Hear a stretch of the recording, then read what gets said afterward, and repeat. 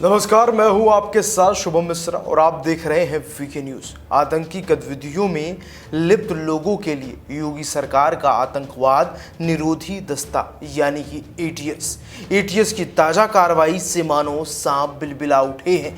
सांप इसलिए क्योंकि ये लोग जिस देश में खीर खाते हैं उसी देश को काटने बांटने के लिए सांस लेते हैं।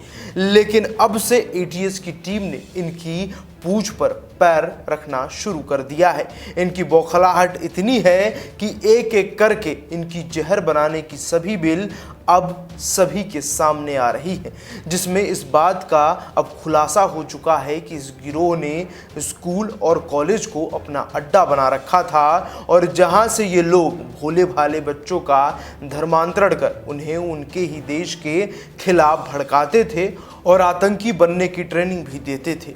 और अब इसी कड़ी में एक और स्कूल जुड़ चुका है। स्कूल का नाम नीरुल हुदा इंग्लिश स्कूल है, जो कि फतेहपुर में है। इस स्कूल में धर्मांतरण गिरोह इतना एक्टिव था कि यहाँ पढ़ने वाले बच्चों को जबरन उर्दू और अरबी पढ़ाते थे। बच्चे मना करते थे तो बच्चों को मारते और डांटते थे और साथ ही बच्चों के दिमाग में इस्लाम की छवि सबसे बेहतर बनाने के लिए सारे हथकंडे अपनाए जाते थे और बच्चों को इस्लाम की तरफ झुका फिर उनका धर्मांतरण करवा उन्हें सिख, हिंदू, ईसाई से मुस्लिम बना दिया जाता था। खुलासा ये भी हुआ कि ये सब भारत को पाकिस्तान बनाने की मुहिम की तरह हो रहा था।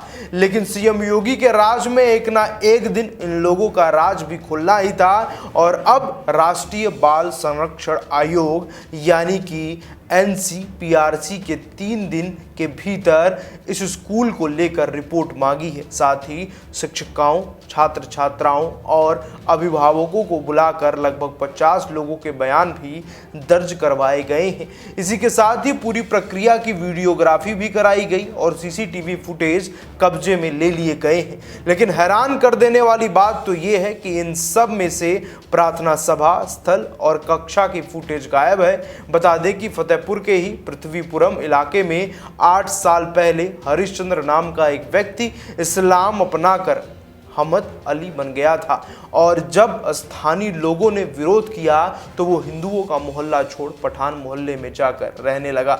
हैरान कर देने वाली बात तो ये है कि वो हरिश्चंद्र भी एक स्कूल के माध्यम से ही मौलाना मोहम्मद उमर गौतम के संपर्क में आया था। हरिश्चंद्र के भाई राम सिंह ने बताया कि परिवार को अब उससे कोई मतलब नहीं है और सरकारी कागजों में भी अब उसने अपना नाम हरिश्चंद्र उर्फ हसमत लिखवा लिया है।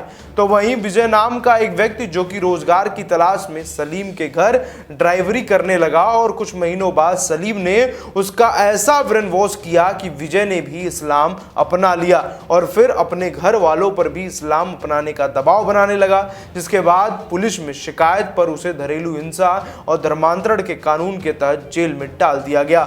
इन सभी मामलों में एक बात तो साफ होती है कि गरीब परिवार, महिला, बच्चों से लेकर वो कोई भी इंसान जो इन लोगों के संपर्क में आता है उसे मुसलमान बनाने में ये लोग जुट जाते हैं और कभी पैसे का लालच तो कभी महिला के साथ किसी केस में फंसाकर उस इंसान को मजबूर कर ही देते हैं। आपकी क्या राय है? ऐसे लोगों के खिलाफ क्या कार्रवाई होनी चाहिए? हमें कमेंट बॉक्स में लिखकर जरूर बताएं और उत्तर प्रदेश से जुड़ी ऐसी तमाम खबरों को देखने के लिए अब आप भी सब्सक्राइब करना बिल्कुल भी ना भूलें।